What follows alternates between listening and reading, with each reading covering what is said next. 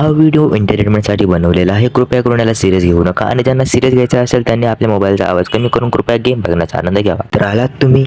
तुमचं आणि माझं यूट्यूबवर येण्याचं कारण म्हणजे इंस्टाग्राम आता अंकलग्राम झाला आहे. मी जेव्हा नाकात बोटं घालून शेंबूड खायचो त्यावेळेस हा ट्रेंड चालू होता आणि मी 2 बोटं वापरून नाक्षण करतो तर आता हा ट्रेंड सुरू झाला. मी तर म्हणतो इंस्टाग्रामचं अंकलग्रामचं नामकरणच करून टाका.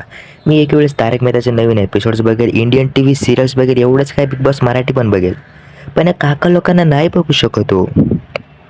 तर खूप झाला टाइमपास, आता सुरू करूयात का. मी तर म्हणतो एका टीनेजरने जाऊन एका इल्सर काकांना पकडा, त्यांना बसवा आपल्या जवळ आणि त्यांना समजवा, काका तुम्ही रिटायर होण्याच्या वयात फायर होता, तुमच्या लक्षात येत आहे का?